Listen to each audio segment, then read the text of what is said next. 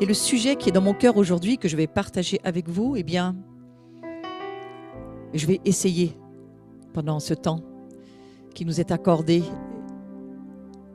de nous faire entrer dans le cœur de Dieu.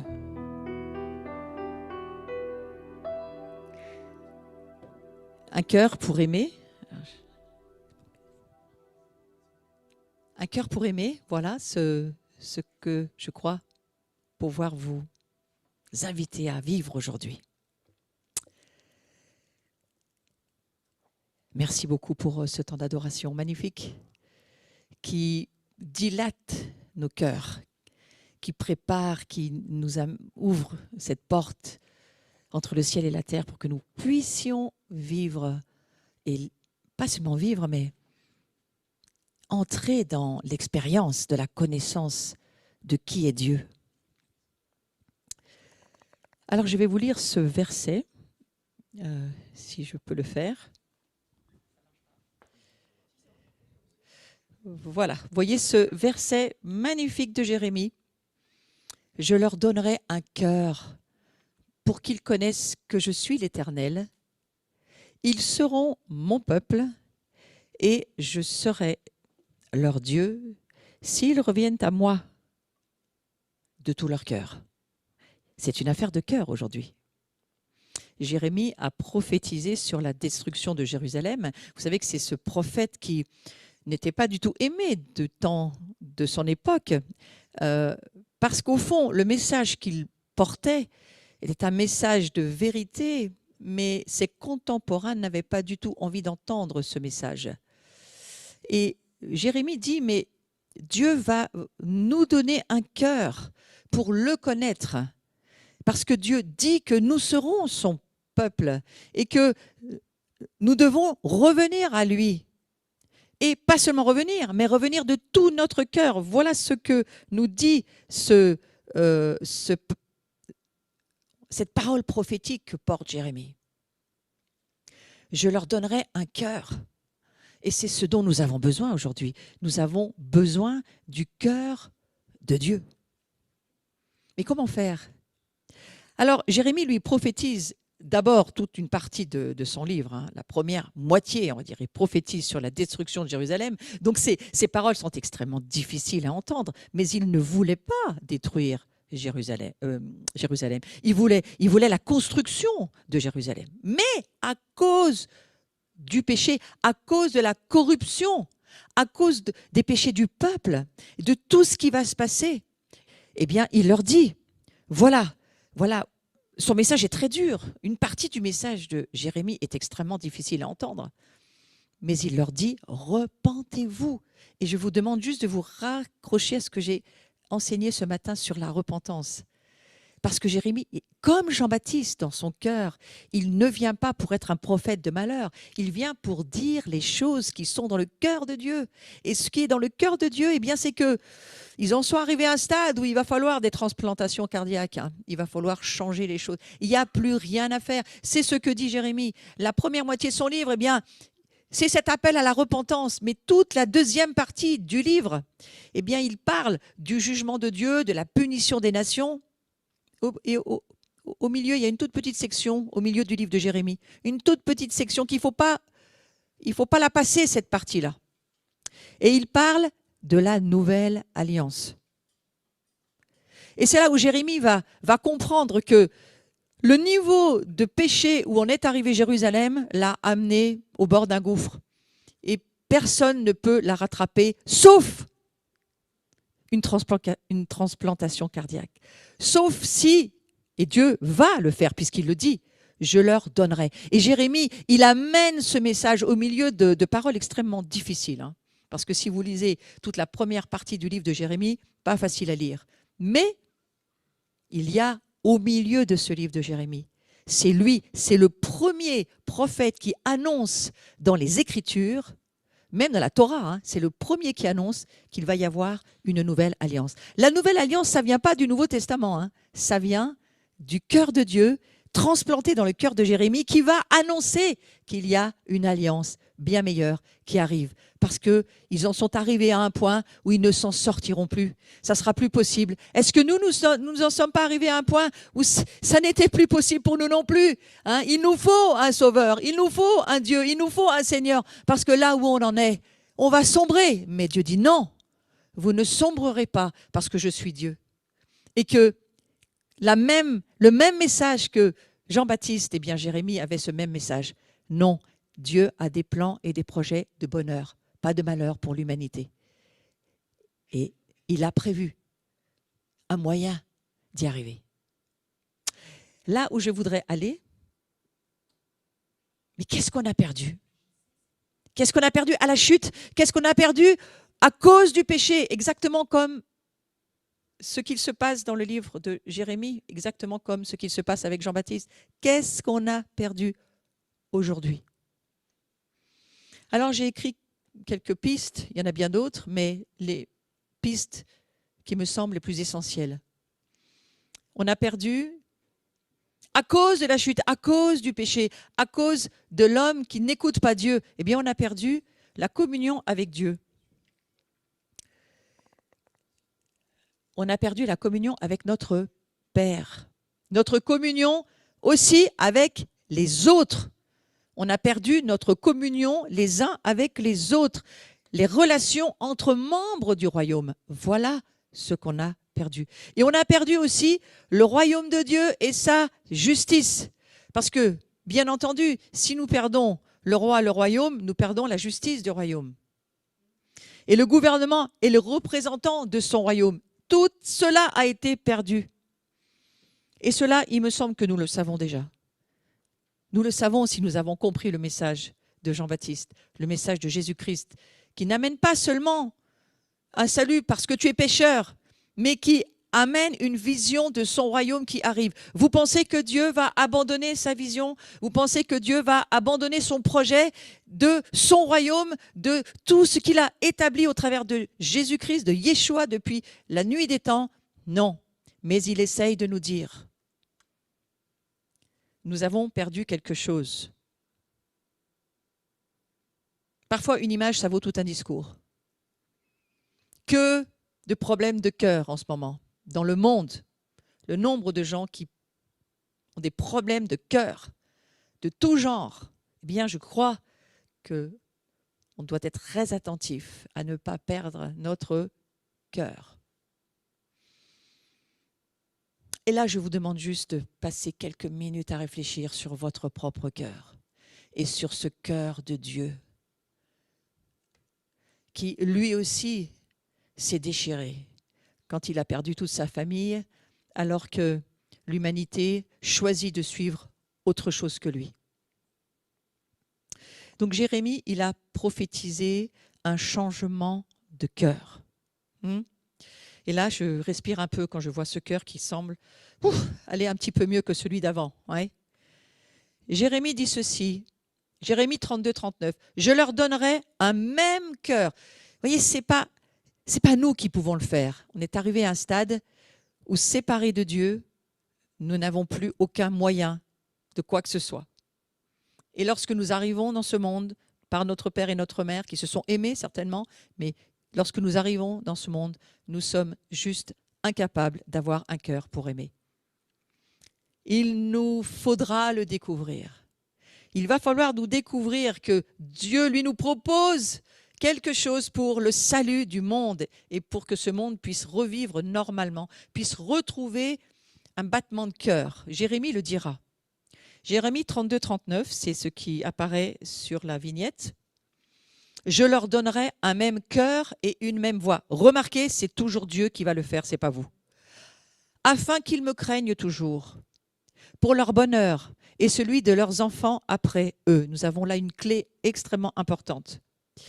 Et il continue en disant ceci, toujours Jérémie. Et c'est là où Jérémie parle de l'alliance éternelle, la nouvelle alliance éternelle. « Je traiterai avec eux une alliance éternelle. » Sachez que ce n'est pas seulement Jérémie qui parle, mais c'est Dieu qui parle au travers de Jérémie. C'est une parole prophétique auquel il faut être attentif. Je ne me détournerai plus d'eux. Je leur ferai du bien. Je mettrai ma crainte dans leur cœur, afin qu'ils ne s'éloignent pas de moi. Vous voyez, qu'est-ce que Dieu cherche à faire? À ne pas nous perdre, à pas perdre sa famille, à pas perdre le contact, mais surtout à faire que sa création ne perde pas son cœur.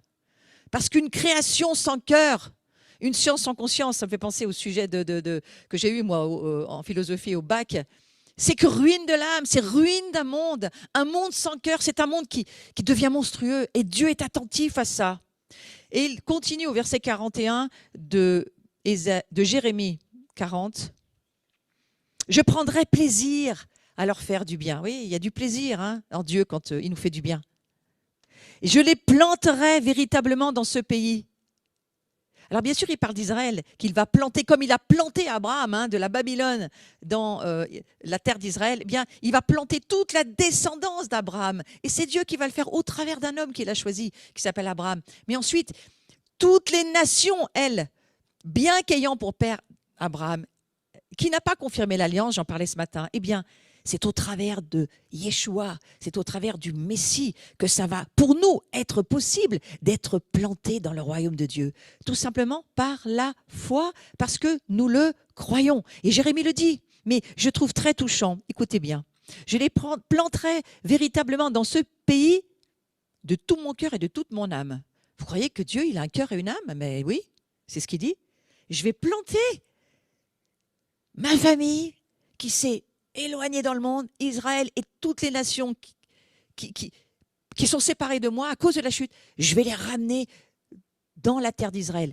Je vais les ramener, on va le lire en parallèle, dans le royaume de ma présence. C'est moi qui vais les planter. Mais il le fait de tout son cœur.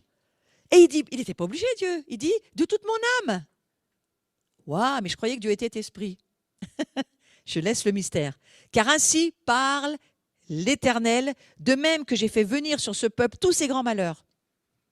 Alors, voyez-vous ce qui se passe aujourd'hui? Au-delà du diable, il y a une synergie de l'erreur. Et au-delà du diable, le plan B est quand même contenu dans le plan A. Et Dieu laisse venir des grands malheurs.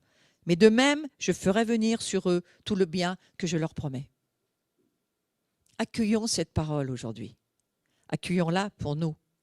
Parce que Dieu a traité avec nous, au travers de Jésus-Christ, une alliance éternelle.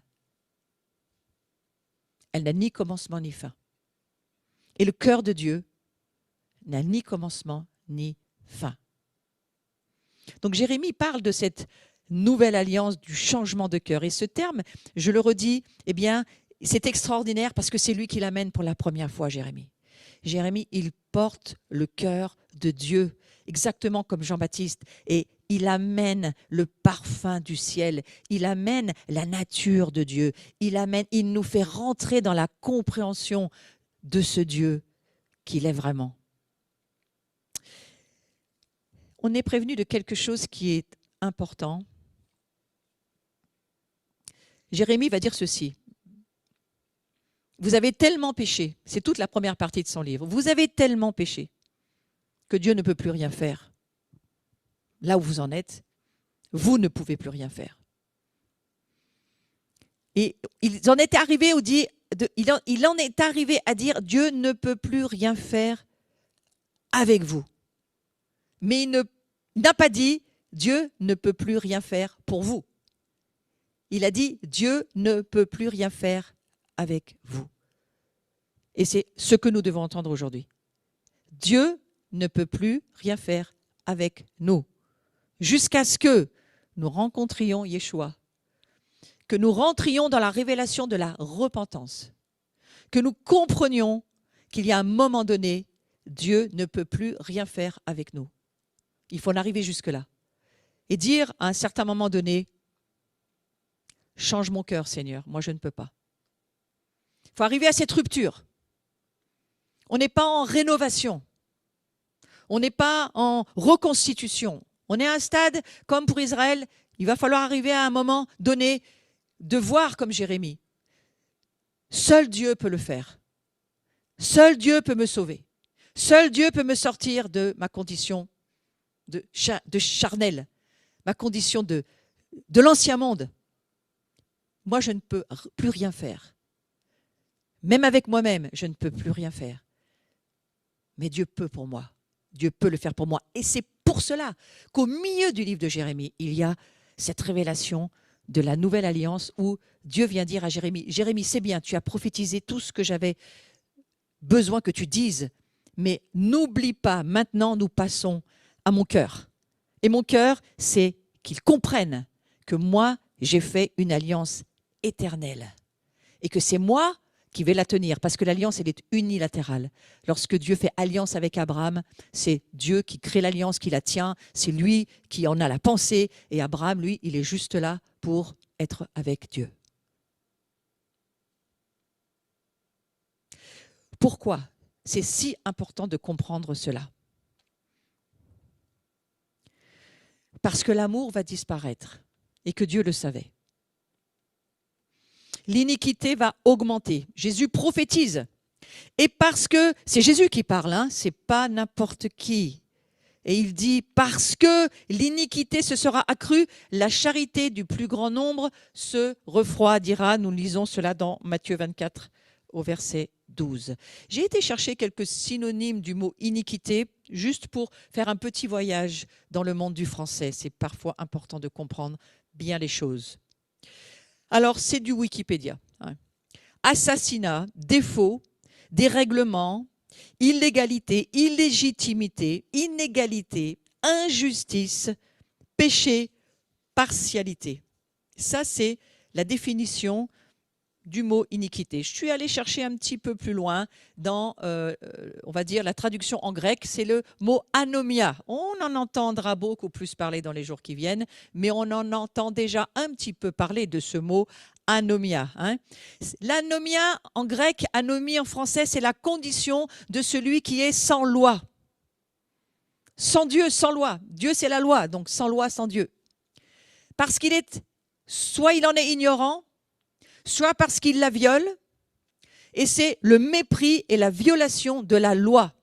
L'iniquité, c'est égal à de la méchanceté. En hébreu, c'est celui qui vit sans Torah. Et la Torah, ça veut dire l'enseignement. Donc, c'est celui qui vit sans aucune règle de quoi que ce soit.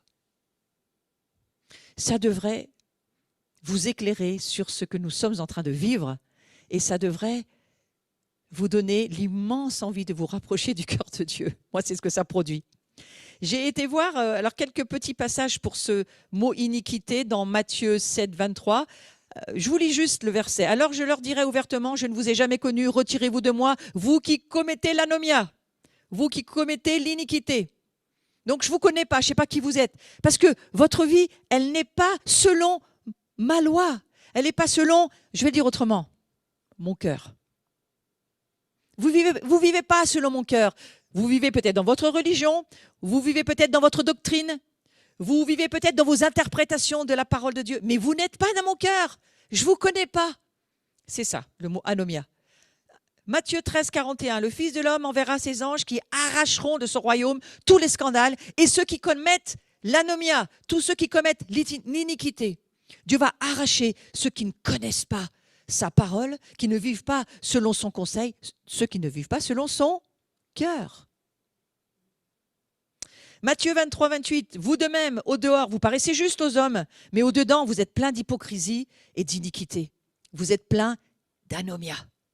Vous êtes rempli d'autre chose que de moi, de ce que je vous demande de vivre, d'être, de faire. Encore une chose, ce même verset, dans Matthieu 24, 12, parce que l'anomia se sera accrue.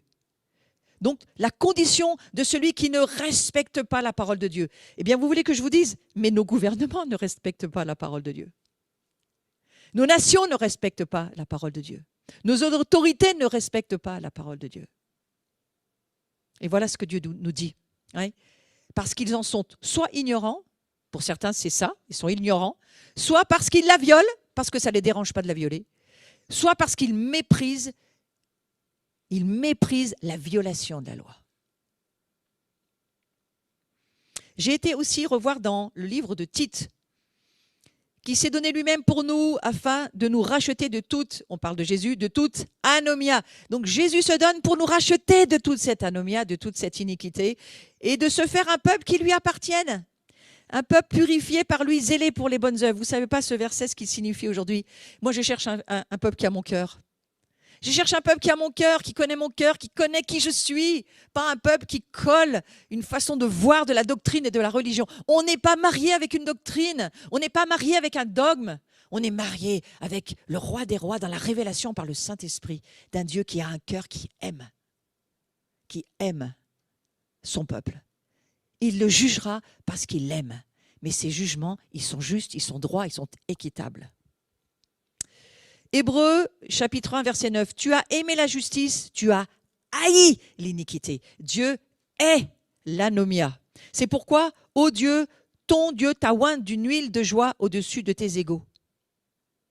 Hébreux 10, 17. Encore quelques versets. Je ne me souviendrai plus de leurs péchés. C'est qui parle? C'est Dieu, c'est Jésus qui dit, mais moi je veux arriver à ne plus me souvenir de leurs péchés. Parce que moi je ne suis pas venu là pour me rappeler de tous leurs péchés. Je suis venu et j'ai créé une création pour qu'elles puissent comprendre que je les aime et que s'ils vivent avec moi, mais c'est le meilleur pour eux. Exactement comme vous, vos enfants, vous les aimez. Et vous voudriez qu'ils comprennent que vous les aimez. Sauf que nous, les parents, on ne fait pas tout juste. Mais lui, Dieu fait tout juste. Donc, il n'y a aucune raison de ne pas l'aimer. Ouais. Et alors, il dit ceci, je ne me souviendrai plus de leur anomia, de tout ce qu'ils ont violé, de tout ce qu'ils ont ignoré, de tout ce qu'ils ont voulu ne pas voir. Pourquoi? Parce qu'il a la capacité, Dieu, de nous donner un nouveau cœur. Mais pour cela, il faut chercher à voir dans notre cœur qui vit dans notre cœur. Et le dernier verset, 1 Jean 3, 4, verset 4, « Quiconque pêche transmet la loi, et le péché est la transgression de la loi. » Donc la transgression de la loi, ça s'appelle l'anomia. Donc quiconque pratique l'anomia, eh bien, devient l'anomia. Donc il devient iniquité, il devient inique. Alors, péché et iniquité, j'ai été voir parce que je voulais être sûre des mots. En fait, péché et iniquité, ce sont des synonymes. Dans les deux testaments, péché, ça signifie être loin de Dieu. Je trouve que c'est une bonne façon de expliquer, par exemple, à quelqu'un qui ne comprend pas c'est quoi le péché. Eh bien, on a une façon très simple de l'expliquer, c'est être loin de Dieu. Quelqu'un qui est loin de Dieu, c'est quelqu'un qui est dans le péché. Donc, si tu as une amie, un collègue, quelqu'un qui cherche à... Mais c'est quoi le péché? Eh bien, c'est d'être loin de Dieu. Voilà, c'est ça. Le péché, c'est ça. Et l'iniquité, ça veut dire l'injustice. Hein, tout ce qui n'est pas juste, mais juste selon quoi? Selon Dieu. Alors, être dans le péché, c'est être loin de Dieu. Donc, si on est loin de Dieu, eh bien, on est loin de sa justice. Ouais. Nous sommes appelés à vivre selon cette justice de Dieu, qui consiste à aimer Dieu et aimer son prochain. Plus tu es loin de Dieu, plus tu es loin de sa justice. Donc plus tu pêches et moins tu peux vivre dans la justice de Dieu. Et en réfléchissant sur ce domaine, je suis arrivée à me dire, au fond, l'iniquité, c'est ce qui fait que le cœur se refroidit. L'anomia, le fait d'être sans loi, d'être sans la parole de Dieu, d'être sans le cœur de Dieu. Au fond, la parole de Dieu, c'est le battement du cœur de Dieu. C'est Dieu qui nous parle. Et cette parole qui est vivante, c'est un cœur qui, pour nous, fonctionne. Eh bien, plus on est éloigné de ce cœur, moins on va sentir. La justice, c'est quoi? C'est Dieu qui nous aime et qui pardonne nos péchés. La justice de Dieu, c'est la grâce. Il nous fait grâce, il nous aime. Il suffit juste qu'on demande pardon et qu'on se repente, qu'on décide de vivre avec lui. Il fait grâce et il nous transmet son amour. Ouais. Donc cette iniquité nous amène à quelque chose. Cette iniquité, c'est-à-dire le fait d'être sans amour, ni relation de cœur, ce que je suis en train de vous expliquer, ça engendre des sentiments d'inimitié. Et l'inimitié, c'est quoi? C'est un sentiment hostile, c'est une antipathie, c'est une haine. Regardez en hébreu, Ébar, et en grec, ektra. Je ne sais pas du tout si ça se prononce comme ça, mais au moins je vous les ai écrits. Ouais. Et ce mot inimitié m'est venu directement alors que je réfléchissais sur l'iniquité. Lorsque nous sommes sans loi, sans Dieu, sans parole, lorsque nous n'obéissons à plus rien de ce que Dieu nous demande de faire, simplement parce qu'il le fait par amour pour nous. Il dit, si tu veux vivre dans mon royaume, mais il y a quand même un certain nombre de choses auxquelles il faut obéir. Tu vas rentrer dans un domaine où c'est moi qui suis le maître et le roi. Donc il faut que tu comprennes comment ça fonctionne. Et vous savez, c'est un petit peu comme dans le royaume de Narnia. Hein, on passe l'armoire et on passe des ténèbres à la lumière. Et finalement, alors Narnia, c'est pas tout à fait ça, parce qu'on rentre dans le domaine de la sorcière blanche, mais qui appartient quand même à Aslan. Hein. Et donc, si vous avez jamais vu ces films, allez les voir, c'est un chrétien qui les a faits. Et quelque part, ça nous parle beaucoup, parce qu'il faut passer une armoire, il y a quelque chose qu'il faut passer. Et cette iniquité dans le monde où ils sont, les enfants de Narnia, lorsqu'ils sont dans un monde où on ne les connaît pas, on ne sait pas qui ils sont, il n'y a pas de vision invisible, ils sont juste des enfants, voilà, et puis vivent leur vie comme tous les enfants, sans vision, sans rien. Il a fallu qu'ils passent l'armoire pour aller comprendre qui ils étaient, pour voir ce que Dieu voulait d'eux, ce que Dieu faisait d'eux, qui ils étaient réellement, des rois, des reines. C'est ça, Narnia. Hein. Et quel incroyable message derrière ces films pour le monde. Mais c'est fait pour le monde, mais c'est aussi fait pour les chrétiens. Ouais. Alors cette inimitié, qu'est-ce que ça veut dire l'inimitié? Eh bien c'est la haine. Mais regardez, ça monte aujourd'hui. Et je ne vais pas développer, je vais juste vous dire la haine monte. L'antipathie monte. Les sentiments d'hostilité montent parce que ça monte avec la peur. Donc il y a quelque chose qui est en train de monter autour de nous, sur nous, que nous ressentons, et c'est extrêmement oppressif. Alors lorsqu'on comprend que si on décide de vivre sans la parole de Dieu, loin d'elle, loin du cœur de Dieu, on peut aller à l'église tous les dimanches et être très très loin du cœur de Dieu. On peut faire des services dans l'église et être très très loin du cœur de Dieu. Et Jésus dit, mais tu es qui? Je ne te connais pas, tu m'as servi, mais tu es venu écouter mon cœur, me servir moi? Parce que vous savez, souvent on dit, je suis dans le service, donc je sers Dieu. Je ne suis pas sûre que c'est vraiment vrai. Parce que Jésus a dit, non, non, non, Marthe, tu n'as pas pris la bonne part. La bonne part, c'est que le jour de Shabbat, donc le Shabbat, c'est le jour que Dieu t'accorde pour ton repos. Donc ce n'est pas forcément le jour où tu es dans le service de l'Église, mais il y a un moment dans ta semaine, il faut donner à Dieu notre cœur et puis écouter le sien. Ouais. Et ça, c'est à chacun de le faire. Mais le Seigneur, c'est ce qu'il cherche. Il cherche des cœurs. Il cherche à savoir où est-ce qu'il y a un cœur qui bat pour moi. Est-ce que c'est Marthe ou est-ce que c'est Marie? Parce que Marie, elle a eu la bonne part. Marthe, je ne suis pas très sûre qu'elle a été appréciée par Jésus. Ouais. Et pourtant, les Marthes sont toujours à dire, oui, mais sans moi, il n'y a rien qui se passe. Ça, je ne suis pas très sûre non plus. Mais voilà, hein, c'est à chacun de laisser son cœur être visité cet après-midi. Et si vous êtes en replay, bien voilà, c'est une petite occasion de réfléchir sur votre cœur. Mais ce mot inimitié m'a amené dans Éphésiens chapitre 2, verset 16. Jésus a détruit le mur de séparation par la croix. Et qu'est-ce qu'il a détruit dans ce verset? Il a détruit l'inimitié. Il a détruit la haine, il a détruit l'hostilité, il a détruit les sentiments hostiles. Il a détruit la rupture de la relation. Parce que la chute, c'est quoi? Lorsque le péché vient sur la terre au travers de Adam et Ève qui font une mauvaise décision, qui écoutent le diable, qui ne croient plus Dieu, qui n'ont plus confiance en Dieu. C'est l'inverse d'Abraham. Hein. Ils n'ont pas du tout confiance en Dieu, ils ne croient plus Dieu. Et il y a un mur qui se lève entre eux et Dieu. Ils ne peuvent plus accéder au royaume. C'est comme un peu une déchirure du cœur de Dieu. Il n'y a plus de relation. C'est pour ça que j'ai mis la rupture de la relation. On peut la lire à beaucoup de niveaux. On peut la lire entre l'humanité et Dieu à la chute. On peut la lire aussi aujourd'hui dans les relations humaines avec l'anomia, avec l'iniquité qui se développe. Eh bien, il y a cette rupture de relation. Et regardez comment l'ennemi aujourd'hui en laisse monter des tribulations pour détruire la relation. Je crois que c'est une stratégie vraiment du diable. Oui, il me semble bien que c'est ça. Merci Seigneur, il y a quelque chose qui peut remplacer tout ça. Mais nous devons comprendre ce que nous sommes en train de vivre, discerner les temps dans lesquels nous sommes. Alors j'ai saisi quelque part encore mieux, c'est pour ça que je vous le partage, que ce mystère de l'iniquité dont il est question dans 2 Thessaloniciens 2, 9, 10, 11, tous ces versets-là, le mystère de l'iniquité, il est en train de s'établir, nous sommes dedans.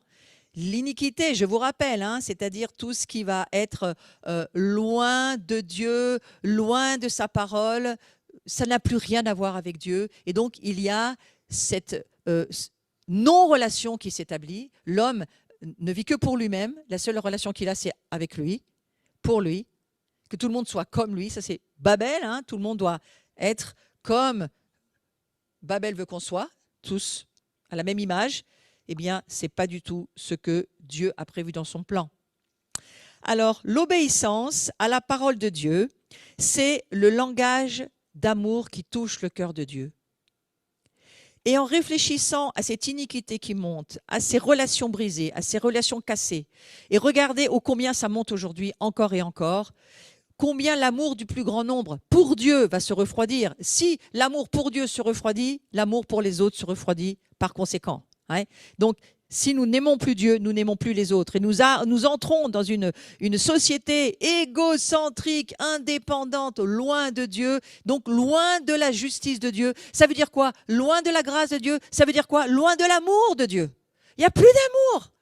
C'est à chacun de sa compétition, de son savoir-faire, de sa technique, de ce qu'il a compris. C'est l'art de la connaissance. C'est peut-être l'arbre de la connaissance du bien. Il est tout aussi mauvais que l'arbre de la connaissance du mal. Le seul qui nous donne la vie, c'est l'arbre de vie. Il n'a rien à voir avec l'arbre de la connaissance du bien.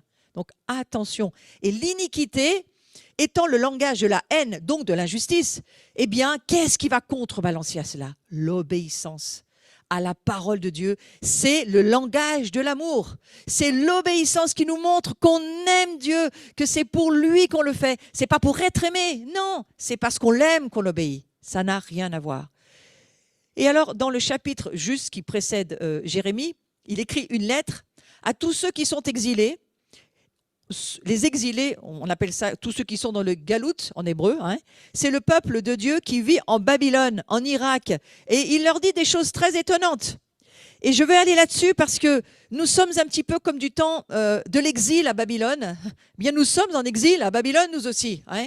Et nous aussi, nous attendons que la Babylone tombe. Elle n'est pas encore tombée, la Babylone. Et puis, ce n'est pas nous qui allons la faire tomber, quoi qu'il en soit. Hein. Lisez le chapitre de l'Apocalypse qui en parle. Surtout, et lisez aussi Jérémie 51, qui parle de la Babylone.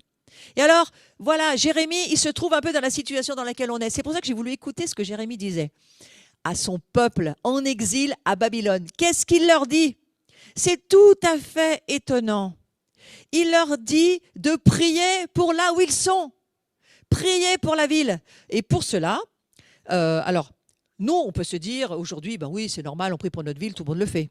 Attends, je vais vous remettre dans le contexte. Hein. Nous devons remarquer que pour ce peuple juif, hébreu, c'est une contradiction incroyable. Ces gens, ils étaient des sionistes, des patriotes, militants, et leur cœur, c'était de rebâtir Jérusalem. Et le prophète Jérémie, lui, nous, on est exilés de Jérusalem, les Babyloniens, ils ont détruit Jérusalem, et toi, tu nous dis qu'il faut prier pour Babylone. Comment c'est possible? Il y a quelque chose qui ne joue pas là derrière. Et ça semble tout à fait contraire à ce que même la Torah pourrait, dans leur tête, être interprétée comme nous, aujourd'hui, on interprète Jean-Baptiste comme, oh là là, le prophète, bizarre, lui, là, il vient, dès qu'on est en présence de Jean-Baptiste, tout le monde pense qu'on est en présence de, c'est un peu comme l'eau de Javel, hein, quelque chose qui doit nous tailler et nous amener à nous repentir, à confesser nos péchés, à voir tout ce qui ne va pas, alors que c'est pas pour ça qu'il vient, Jean-Baptiste. Et Dieu ne vient pas non plus pour nous flageller et nous faire du mal. Pas du tout. Et Jérémie, il essaye de faire comprendre. Et Jérémie porte le cœur de Dieu. Et alors, tous les autres prophètes de son époque disent, mais non, c'est un faux prophète, lui, hein, il ne faut pas l'écouter. Hein. Il ne faut pas écouter ce qu'il raconte, parce que non seulement il raconte que Jérusalem va être détruit, va être brûlé, c'est un peu comme nous, si on se levait aujourd'hui pour dire, de toute façon, ce monde va passer. Bien, moi, je vous le dis, ce monde va passer. Et comme pour Jérusalem, il va y avoir de grands jugements sur ce monde. Comme Jérémie, on a exactement, moi j'ai la même lecture que Jérémie, ce qu'il avait sur la ville de Jérusalem, il y en a la même chose sur notre ville. Regardez ce que font nos villes et nos nations.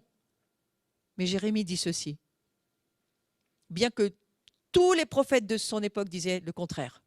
Mais non, il y a un royaume qui est déjà là, on va gagner les 7 montagnes, ça va bien aller, tu vas voir, on va être triomphant, on va voir à nos gouvernements du monde chrétien. Jérémie dit, je ne suis pas très sûr que c'est ce qui va se produire. Et à cause de son message prophétique qui n'était pas accepté, ils l'ont mis en prison. C'est la vie de Jérémie, ça a été terrible. Hein. Ils l'ont mis dans des fosses, ils l'ont enfermé, ils l'ont frappé. Ils ne voulaient plus l'entendre parce que le message ne correspondait pas à ce que tout le monde attendait. Ouais. Mais Jérémie, il leur a dit, mais écoutez, il se pourrait que ça dure encore un certain temps, hein, ce qu'on est en train de vivre là. Mais moi, je vous dis la même chose pour nous. Il se pourrait que ce qu'on est en train de vivre, ça va durer encore un certain temps. Hein. Ce n'est pas un petit vaccin qui va forcément régler les choses. Ce que vous voulez que je vous dise, ça ne va pas régler tout. Ça va peut-être sauver quelques-uns et ça va en tuer d'autres, du reste, ça a commencé. Donc, vous voyez, ce n'est pas forcément ça qui va être le salut du monde. Hein. Ça va peut-être en sauver, c'est tout. Mais alors, Jérémie, c'est ce qu'il dit. Il dit, voilà, ça va peut-être encore durer, l'exil, et on n'est encore pas rentré chez nous. Mais je vous dis une seule chose que j'entends le Seigneur me dire dans mon cœur. Priez pour là où vous vivez. Priez pour la ville où vous êtes. Priez, priez, parce que c'est ce que Dieu me dit dans mon oreille de vous dire. Alors, je vais aller sur la règle de... C'est moi qui l'ai inventée, hein, la règle de Jérémie 29,7, mais les Juifs messianiques disent la même chose. La règle de Jérémie 29,7 dit ceci. Ah, j'ai voulu remettre quand même une photo de l'ancien monde. Ouais, vous voyez ça? Pas de masque, tout va bien. On a des relations. Et pourtant, c'est l'ancien monde. Hein. Il n'est pas mieux sauvé que celui où on est aujourd'hui. Hein. Il n'est pas mieux sauvé, mais il est plus agréable à vivre. Vous ne trouvez pas? Hein. Il n'y a pas de masque. On peut se voir à la terrasse des cafés, tout ce qu'on rêve là en ce moment. Eh bien voilà, c'est la règle de Jérémie 29,7 et je vais vous y amener. Votre bonheur dépend de là où vous vivez. Et c'est ce que dira Jérémie 29,7. Recherchez le bien de la ville où je vous ai mené en captivité et priez l'Éternel en sa faveur parce que votre bonheur dépend du sien. Moi, c'est une parole que je veux poser sur nous, là où nous vivons pour aujourd'hui. Je crois que c'est une bonne parole pour nous parce que c'est le cœur de Dieu. Vous savez quoi? Dieu sait ce qu'on vit. Il sait ce qu'on traverse. Eh bien, il nous a peut-être menés dans cette captivité d'aujourd'hui où nous sommes et nous n'attendions pas cela forcément. Nous attendions peut-être que le monde s'améliore, que le monde aille mieux. Hein. Est-ce que tu t'attendais à ce que le monde aille mieux? Est-ce que tu t'attendais à ce que les choses s'arrangent? Est-ce que tu t'attendais à ce que les choses soient de mieux en mieux autour de toi? Eh bien voilà, c'est pas sûr que tes attentes vont être récompensées pour le moment, mais tu peux faire une chose. Et Jérémie, c'est ce qu'il dit à ses contemporains. Recherchez le bien de la ville. Parce que votre bonheur dépend du sien. Waouh! Car ainsi parle l'Éternel des armées, le Dieu d'Israël. Ne vous laissez pas tromper par vos prophètes qui sont au milieu de vous, par vos devins. N'écoutez pas vos songeurs dont vous provoquez les songes. Entre nous, qui provoque les songes des prophètes? Le peuple qui veut entendre une parole, il finira par l'entendre. Hein? Attention. Au verset 9, « Car c'est le mensonge qu'ils vous prophétisent en mon nom, je ne les ai point envoyés, dit l'Éternel. » C'est ce que dit Jérémie. Et je me dis qu'à la période où nous en sommes, attention à nos paroles prophétiques, surtout l'année de la parole, l'année où les paroles doivent se mettre ensemble pour déclarer les choses de Dieu. Si nous ne parlons pas de la part de Dieu, il vaut mieux se taire et attendre que Dieu nous parle. Mais Dieu dit par le prophète Jérémie que c'est dans la paix, le bien-être de la ville que vous aurez votre paix. Et il leur dit en fait, priez pour votre gouvernement. En fait, il leur dit, priez pour un gouvernement qui ne voulait pas. Mais Jérémie ne voulait pas non plus ce gouvernement de Babylone. Hein. Mais Dieu leur dit, priez pour eux. C'est pour ça que vous êtes là. Puisque vous êtes là, hein, puisque vous y êtes, mon cœur de Dieu vous dit, priez pour ah mais moi, je ne suis pas du penchant politique de mon président, donc je ne souhaite pas. Regardez tout ce qui s'est passé aux États-Unis.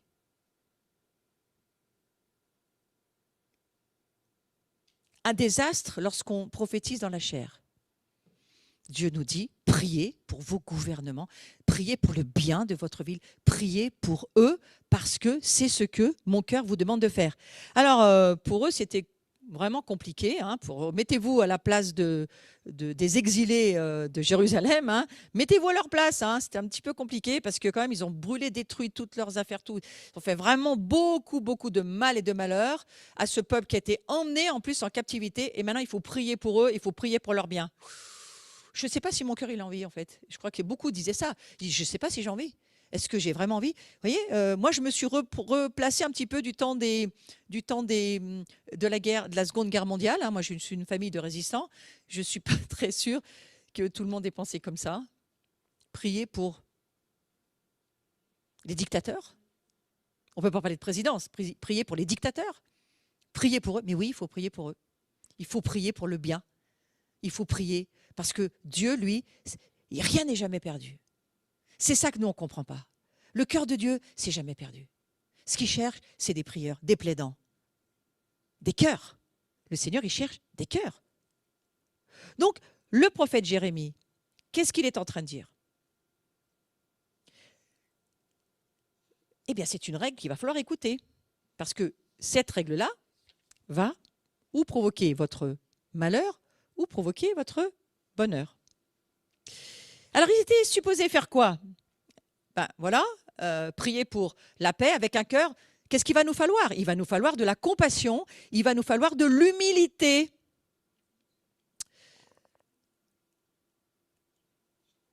Alors, je vais revenir à celle d'avant, excusez-moi. Voilà. Je vais revenir ici parce que, voyez-vous, il leur dit qu'il y a une règle qu'il faut apprendre, premièrement. Si vous voulez la paix, il faut prier la paix. Priez pas autre chose que la paix. Voyez, Jérusalem, priez pour la paix de Jérusalem. Dieu ne nous a pas dit faites un combat spirituel pour Jérusalem. Il a dit priez pour la paix. C'est pour ça que je reviens à la paix. Et il faut apprendre cette règle. Même si on vit dans un pays ou dans une ville, même si la situation politique elle est contraire à l'ensemble de vos plans, c'est ce que dira Dieu au travers de Jérémie à ceux qui sont à Babylone. Alors s'ils sont à Babylone, on peut faire le parallèle. Hein, ouais. Même si la situation politique elle est contraire à ce que vous pensez, dans votre manière de voir comment ça devrait fonctionner sur la terre, eh bien, ce que Dieu nous demande, c'est pas de changer les gouvernements, c'est de prier pour la paix de la ville. C'était contre les plans de Dieu, hein, voilà ce qui se passait à Babylone. Mais vous devez quand même prier pour la ville, pour le peuple qui vit dans la ville, pour le gouvernement, pour les services qui s'y passent. Parce que s'ils sont en paix, eh bien, vous prospérez, vous aussi, vous serez mieux en attendant. Donc, nous, c'est pas en amenant du chaos, en amenant de la rébellion, contraire à ce qui se passe, que nous allons pouvoir aider quoi que ce soit. Alors vous, comme peuple de Dieu vivant dans la ville, vous aurez une meilleure prospérité, c'est ça que dit le verset. Même si les gens de ce gouvernement peuvent sembler être contre vous, priez pour que ça se passe bien pour vous. Et quand vous regardez la diaspora des Juifs dans le monde entier, là où ils ont été emmenés partout dans le monde, vous comprenez quelque chose? Eh bien, vous comprenez qu'ils ont prié pour la paix dans le monde. S'ils ont fait vraiment ce que Dieu leur a demandé. Alors, j'ai découvert que cette prière, elle est devenue très fameuse dans le judaïsme durant l'exil des communautés juives en diaspora dans le monde entier. Et que durant les 2000 ans, ils se sont retrouvés dans tout un tas de villes. Hein, vous pouvez l'imaginer en Pologne, en Allemagne, en Irak, en Afrique du Nord. Enfin, ils sont partis partout. L'exil des Juifs, ça a été partout, la diaspora partout. Et ils ne savaient pas s'il fallait prier pour la nation dans laquelle ils étaient envoyés ou pas. Ils ne savaient pas, ils se posaient vraiment la question. C'est quelque chose qui est beaucoup revenu dans le judaïsme. Parce qu'au fond, on est envoyé dans une nation ennemie. Alors, qu'est-ce qu'on fait? Ils étaient en exil, ils étaient supposés rentrer en Israël et être en opposition avec le gouvernement. Ouais. Et nous, si on est supposé rentrer dans le royaume de Dieu, est-ce qu'on est supposé être en opposition avec nos gouvernements? Parce que nos gouvernements, ils sont pas sous la Torah ni sous la Bible. Hein. Alors, c'est pour ça que je reviens à cette question. Qu'était-il supposé faire?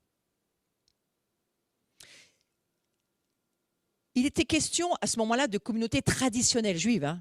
Pas de ceux qui sont croyants Yeshua. Hein. Là, je vous parle de communautés traditionnelles juives à qui Jérémie parle au travers de la Torah. Et ces communautés traditionnelles, dans toutes les nations où ils sont partis, les Juifs, eh bien, elles étaient tenues par des rabbins. Et c'est les rabbins qui prenaient les décisions. Et les rabbins, ils lisaient la Bible. Enfin la Torah. Et donc, les rabbins lisaient ce texte de Jérémie. Et pour eux, c'était la réponse qu'il fallait donner au peuple de Dieu. Il fallait dire, mais voilà, Jérémie, il nous a dit que quand on était en exil, eh bien, il fallait prier pour le bien de la ville. Oh, il ne faudrait pas oublier ça, nous aussi. Hein? Puisque nous sommes aussi implantés dans le royaume de Dieu, mais nous sommes aussi implantés dans la parole de Dieu. Jérémie parle aux Juifs, Jérémie nous parle à nous aussi. Donc, c'est C'est la réponse de la Bible, mais c'est la réponse des rabbins. Parce qu'ils lisaient la parole de Dieu. Nous ne sommes pas des rebelles, nous ne sommes pas contre. Nous ne sommes pas contre. Nous devons reconnaître que Dieu nous a placés ici. Est-ce que nous reconnaissons que Dieu nous a placés ici? Combien sont rebelles d'être dans des endroits où ils n'ont pas envie, d'être dans des boulots où ils n'ont pas envie, mais c'est de la rébellion. D'être dans des exils où ils n'ont pas envie. Mais voilà, attention. Nous devons reconnaître que Dieu nous a placés ici. Donc ça, c'est une première réponse qu'il faut régler dans notre cœur. Je dois reconnaître que Dieu, il m'a placé ici. C'est une réponse à la rébellion, hein. C'est une réponse à la haine, c'est une réponse à l'iniquité, c'est une réponse à l'inimitié. Voilà. Même si nous allons à l'encontre de la volonté de Dieu, même si ce n'est pas sa volonté que nous soyons là, nous devons reconnaître que Dieu nous a placés ici. Même si. Priez pour la paix de la ville où Dieu nous a exilés. Priez pour la paix de la ville où Dieu nous met. Et je redis que Dieu ne voulait pas les exiler. Ils ont été exilés à cause de leurs péchés, à cause de leurs crimes, à cause de leur corruption. Nous avons été exilés sur cette terre à cause de notre péché, à cause de notre crime, à cause de tout ce qu'on a fait de corrompu. Mais aujourd'hui, Dieu nous dit, nous sommes de passage, nous sommes des ambassadeurs des cieux, mais sur la terre, nous sommes des exilés et nous devons prier pour le bien de nos villes et accepter que Dieu nous a placés ici. Oui, mais moi, j'aimerais mieux aller habiter ailleurs dans une maison. Mais Dieu t'a placé ici. Donc, nous sommes appelés à prier pour la nation dans laquelle nous sommes, pour sa capitale, pour les autorités, quelle que soit la situation politique. Nous devons prier. Et je redis, pas forcément prophétiser. Prier. Ouais. Alors, qu'est-ce que nous, on est supposé faire? Maintenant, je parle de nous. Qu'est-ce qu'on est supposé faire? Qu'est-ce qu'on est supposé demander à Dieu? De quoi on a besoin? De quoi on a besoin dans tout ce qui se passe? Eh bien, on a besoin d'un cœur. C'est ce que Jérémie nous dit, c'est ce que Jean-Baptiste nous dit, c'est ce que Jésus nous a dit, c'est ce que la parole de Dieu nous dit. Nous devons changer notre perspective. Il faut avoir une perspective globale déjà dans nos prières, hein. Avoir une vision globale parce que ça ne tourne pas tout autour de nous, hein. On n'est pas le centre du monde. Hein. Non, il y a beaucoup d'autres choses qui tournent dans le cœur de Dieu. Donc si nous voulons entrer et trouver un face-à-face avec Dieu, on va se trouver face-à-face avec toutes les nations. Pas seulement tes petites histoires à toi, mais toutes les nations. Ouais. Et je ne parle pas d'un gouvernement global ou pour une économie globale. Hein. Je parle d'un Dieu qui doit pouvoir nous transmettre et nous devons pouvoir recevoir ses désirs, les désirs de Dieu. Nous voulons ce que Dieu veut. Alors la Bible, ce n'est pas un gouvernement mondial dans une économie mondiale parce que on a tous péché, hein. La Bible, elle est très claire sur ce fait. La Bible, elle nous fait comprendre très vite que le pouvoir corrompt. Très vite, vous lisez la Bible, vous comprenez. Le pouvoir corrompt, hein, c'est sûr. Donc, on ne va pas penser en termes de centralisation ou de pouvoir pour tout centraliser de façon à ce que tout soit contrôlé, parce que ça, c'est le désastre assuré. Ça, c'est la Babylone, mais c'est un désastre dans lequel on est tous en train d'aller. En tous les cas, on y va en termes de l'humanité déchue. Mais pour nous, il y a j'en ai parlé ce matin, il y a un autre royaume, il y a une autre dimension, une autre réalité. Et si nous perdons la vision de cette dimension, de cette vérité que Dieu nous propose avec Jésus, vous êtes en train de vivre un désastre. Donc, je vous promets que vous avez la capacité de choisir de ne pas vivre ce désastre dans lequel vous pourriez tomber si vous ne comprenez pas ce que Dieu vous dit. La Bible dit que Dieu a placé des frontières, des limites entre les nations. Pourquoi? Eh bien, c'est pour éviter ce gouvernement mondial, justement. Hein. Pourquoi il a divisé les peuples? Il a changé les langages? Parce qu'il n'était pas du tout d'accord avec cette histoire de la Babylone. Un nom, une tour, nous. Ils allaient devenir tellement puissants qu'ils allaient pouvoir arriver à faire ce qu'ils voulaient faire. Et Dieu a dit non. Il est descendu et à la Babylone, il a dit non, c'est fini, ça s'arrête. Ouais. Formidable. C'est Dieu qui veille, hein. C'est pas nous, c'est Dieu qui veille sur nous. Et donc, il y a donc une différence aujourd'hui entre les systèmes politiques, judiciaires, hein, et nous, la France, on est la seule nation qui avons la laïcité, et bien que Dieu soit béni. Parce qu'il n'y a pas de mélange. Hein. On n'est pas en train de prendre la religion et puis de vouloir gouverner avec la religion, parce que ça, ce n'est pas du tout ce que Dieu nous demande. Dieu ne nous demande pas de changer le monde. C'est lui qui va le faire. Nous, il nous demande de changer des cœurs. Il ne nous demande pas de changer le monde. Et c'est pour ça que je ressens en ce moment le Seigneur me dire, il parle de mon cœur, parle pas d'autre chose que de mon cœur. C'est ça, c'est pour ça que j'ai envoyé les prophètes, c'est pour ça que j'ai envoyé mon fils sur la terre. C'est parce qu'il faut retrouver un cœur. Peut-être que la religion a pris notre cœur, il faut faire attention.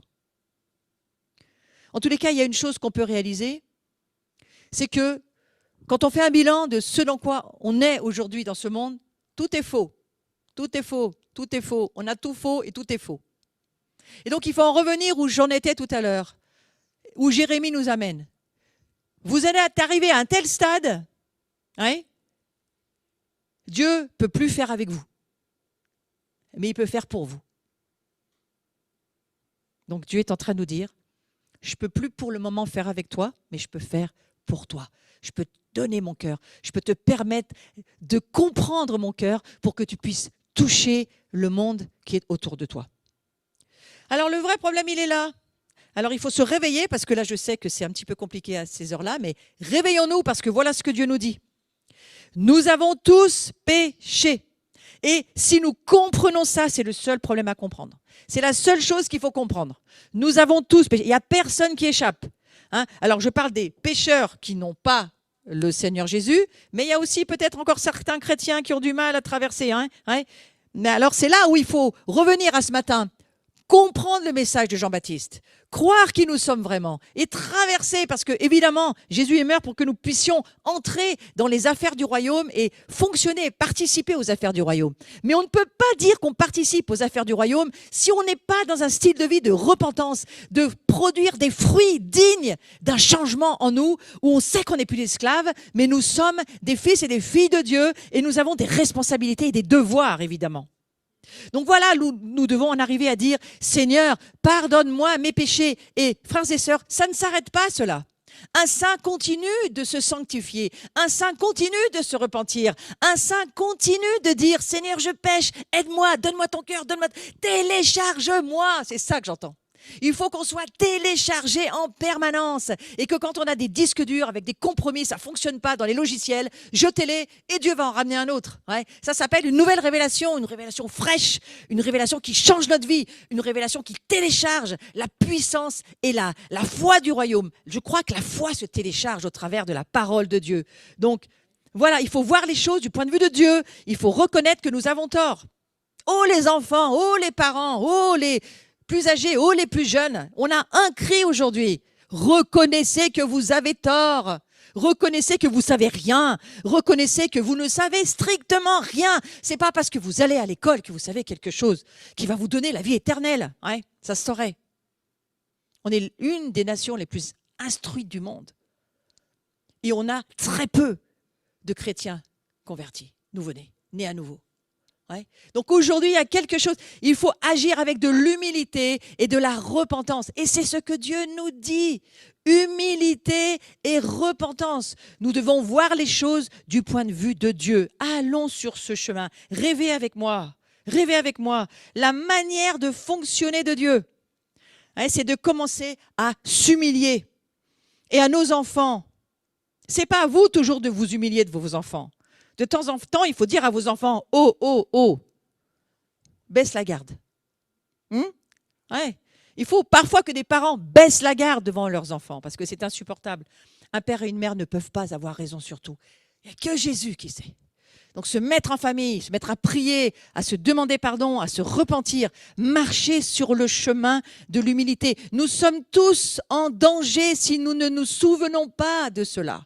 C'est le message de Jean-Baptiste. Tu ne peux pas passer de l'autre côté si tu n'es pas dans une posture d'humilité et de demander des changements. Moi, j'entends les gens parler autour de moi. Ils ont toujours raison partout. Ouvrez la télé. Ils ont tous raison. On est dans une telle confusion. Ouais. Alors, ce n'est pas de changer la politique qui va changer quoi que ce soit, ça se saurait. Mais nous devons changer notre cœur. Nous sommes les seuls à pouvoir le faire. Donc aujourd'hui, je te demande juste de faire un face-à-face avec ton propre cœur. Si tu m'écoutes en replay, si tu m'écoutes dans cette salle, fais un face-à-face avec ton propre cœur. et prends cette décision, parce qu'il n'y a que toi qui peux le faire. Vous êtes avec moi? Prends cette décision, parce qu'il n'y a que lui qui peut te permettre de le faire. Mais il n'y a que toi qui peux prendre la décision. Dieu ne la prendra pas pour toi. Il y a un face-à-face. Ouais. Est-ce que je décide aujourd'hui que mon cœur doit changer? Est-ce que je décide que Dieu doit me montrer ce qui doit changer dans mon cœur? Parce que c'est seulement nous qui pouvons changer notre cœur. C'est seulement moi qui peux changer mon cœur. Ce n'est pas ton père, ce n'est pas ta mère, ce n'est pas ton grand-père, ce n'est pas ta grand-mère. C'est que toi qui décides d'être en face de ton cœur et dire qu'est-ce qu'il y a dans mon cœur, qu'est-ce qui doit changer dans mon cœur. Seigneur, change mon cœur. Regardez bien. Ça peut choquer, mais je l'ai fait exprès. Vous ne voudriez pas dégonfler le ballon qui est en vous? Oui. Votre propre justice, tac, ça sera comme ça ne sera pas autrement. Ça, c'est le marteau de la chair.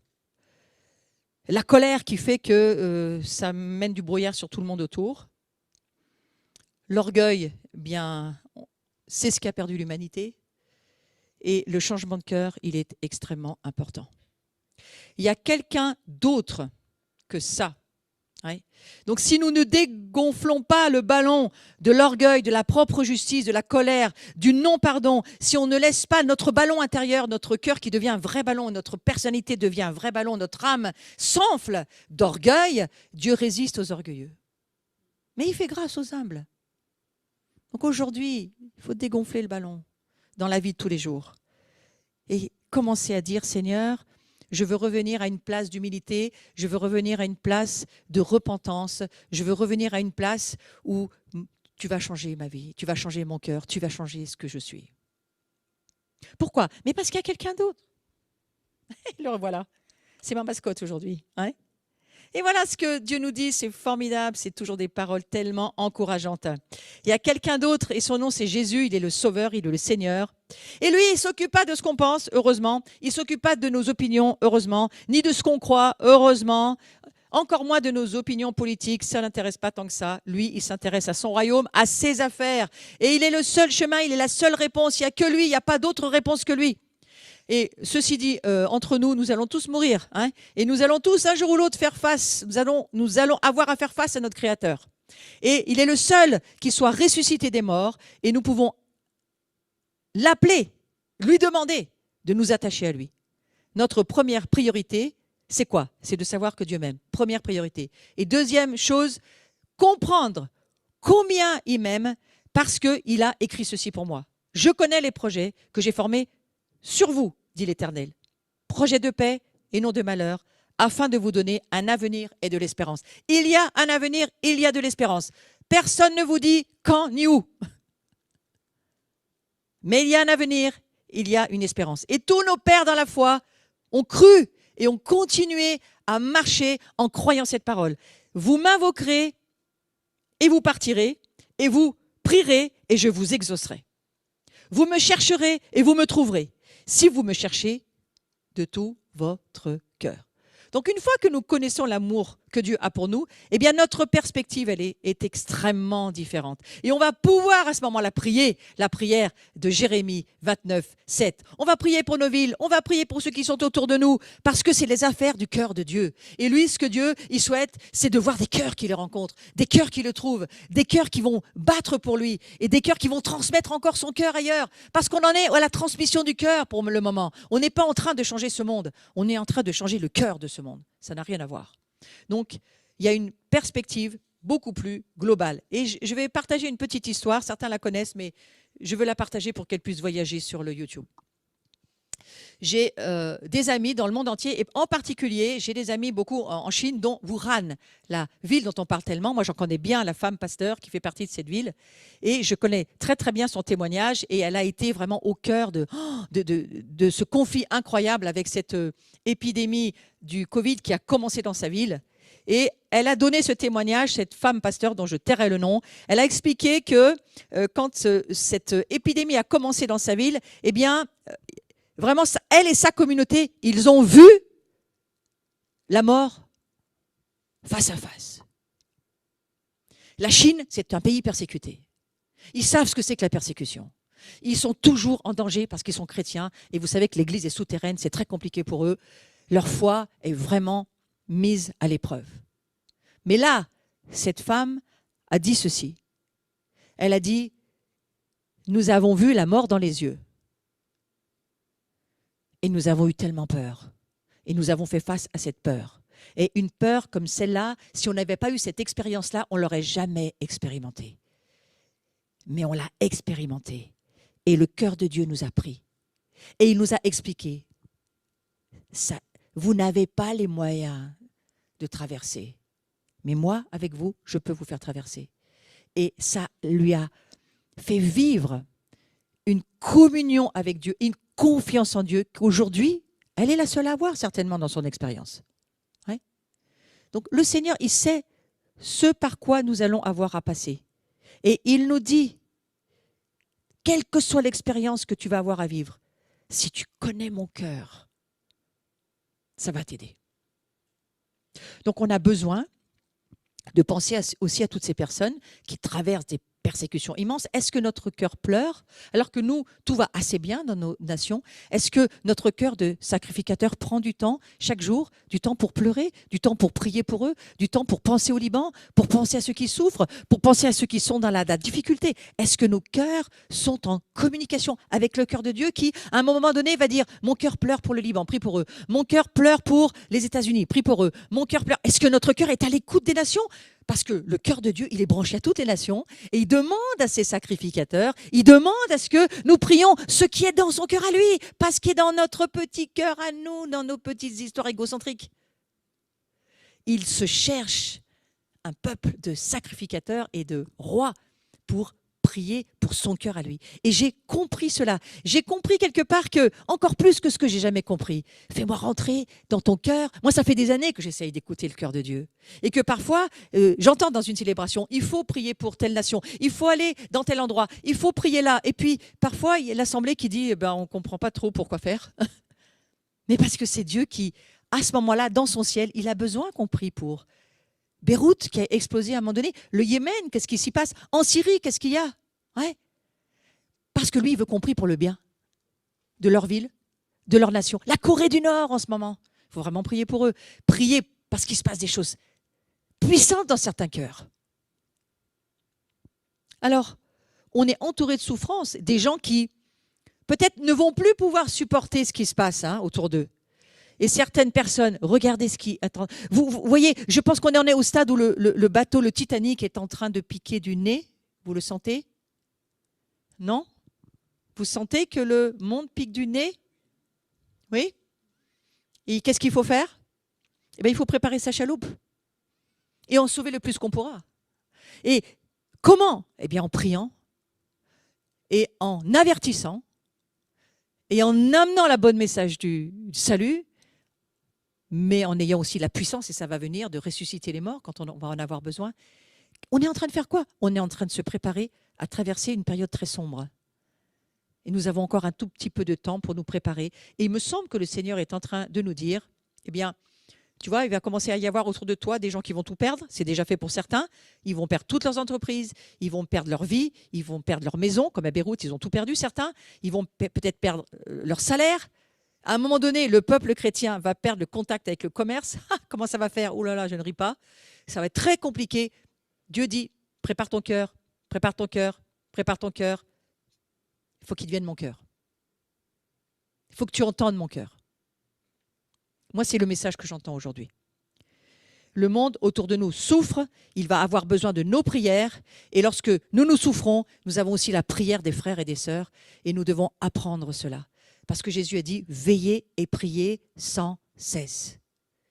Et si nous mettions les compteurs du temps que nous passons à toute autre chose que la prière, passer du temps avec Dieu, hormis du travail que nous avons à faire évidemment, nous serions peut-être pour certains surpris, repris. Et bien que Dieu nous reprenne, ce n'est pas trop tard. Que nous dit la Bible? L'amour que Dieu a pour nous change nos perspectives. Eh bien voilà, Romains chapitre 12, verset 15. Réjouissez-vous avec ceux qui se réjouissent, mais pleurez avec ceux qui pleurent. C'est un bon équilibre. Nos cœurs rejoignent toutes celles et ceux qui pleurent et qui souffrent. Et moi, en ce moment, j'ai beaucoup de souffrance dans mon cœur pour beaucoup de nations, dont je connais même des personnes, leurs visages. En Égypte, je connais des visages. Je sais ce par quoi ils doivent traverser. C'est très difficile. Donc, nous avons besoin de cette sympathie, de cette empathie, hein, pour ces personnes-là dans nos prières, que notre cœur reprenne de la tendresse de Dieu. Ouais. Nous sommes appelés à ressentir de la compassion pour tous ceux qui souffrent dans les nations. Lorsque nous prions, s'il n'y a pas de compassion dans notre cœur, mais nous prions avec quoi? Avec quel cœur prions-nous? Donc c'est important, nous avons besoin du cœur de compassion de Dieu. Et la politique, ça n'amène que des frictions. Et nous, on doit arrêter de dire, arrêter d'entrer dans ces débats qui ne servent à rien et simplement dire que nous sommes des hommes et des femmes de compassion. Retrouver un cœur qui sait pleurer, mais aussi un cœur qui sait rire. Hein? Parce qu'on a besoin aussi d'amener la joie. Le royaume de Dieu, c'est la joie. La joie, c'est la force. Donc on ne peut pas pleurer toute la journée, mais on peut, à l'écoute du cœur de Dieu, par moments, le cœur de Dieu pleure. Par moments, le cœur de Dieu se réjouit. Et c'est ce que ce verset nous dit. Réjouissez-vous avec ceux qui se réjouissent et pleurez avec ceux qui pleurent. Il y a une dernière chose sur laquelle je vais aller. Nous avons des standards moraux. Et quoi que ce monde raconte, nous croyons dans les standards moraux et c'est là où je vous emmène un petit moment. Quels sont les standards moraux dont il est question? Écoutez bien ce verset de Matthieu, chapitre 19, verset 17.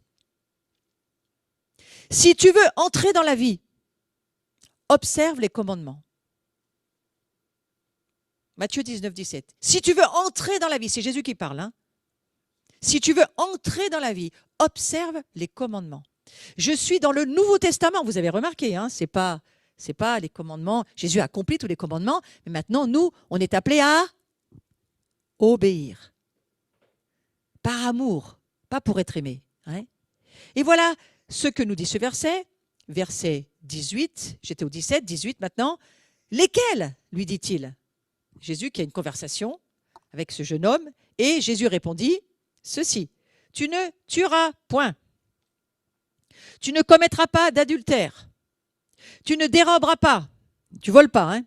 Ça veut dire tu ne voleras pas, tu ne diras pas de faux témoignages, en gros tu ne mens pas, tu dois honorer ton père et ta mère, et puis le dernier qui n'est pas forcément dans les standards moraux parce que c'est le premier des commandements, mais qui en fait partie, et tu aimeras ton prochain comme toi-même, impossible sans le cœur de Dieu.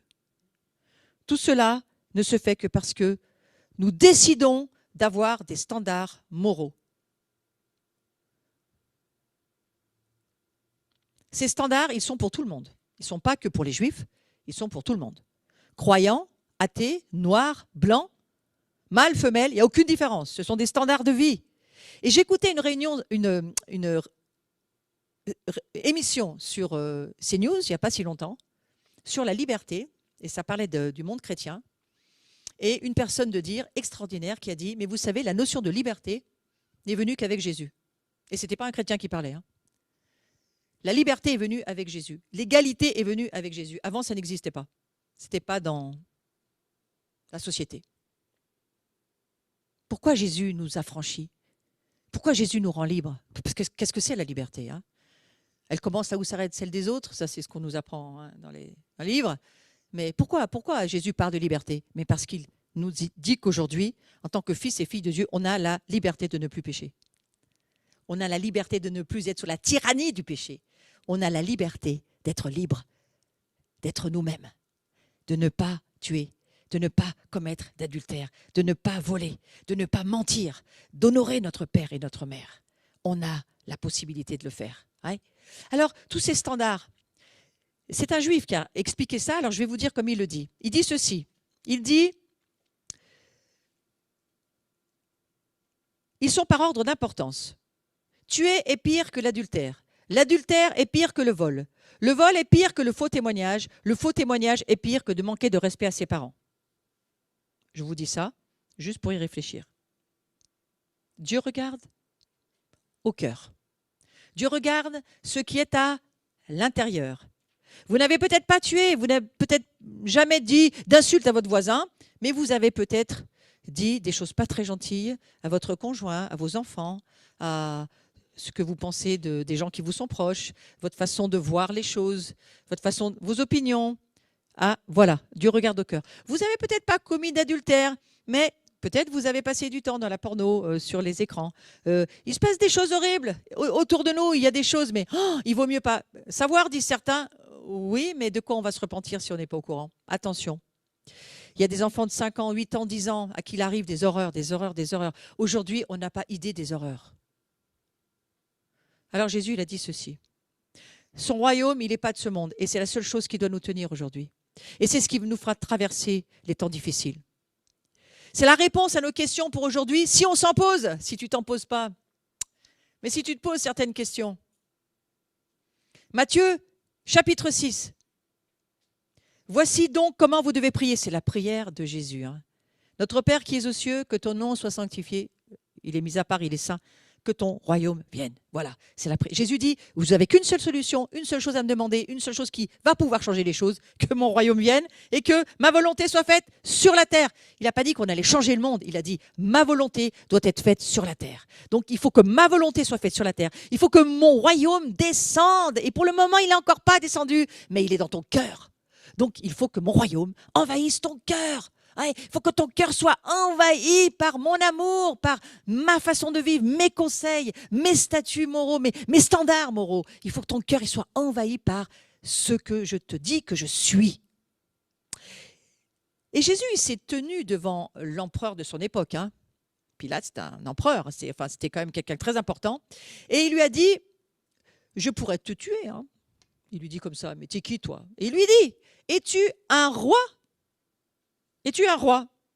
Et Jésus a dit, je suis un roi, mais mon royaume n'est pas de ce monde.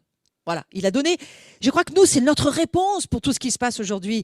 Nous voulons tous donner des tas d'explications, essayer de prendre des partis, d'essayer d'avoir des opinions avec les autres. Mais on n'a pas besoin d'avoir des opinions. Il y a la seule chose que Jésus a dit, mon royaume n'est pas de ce monde. Mon royaume n'est pas d'ici.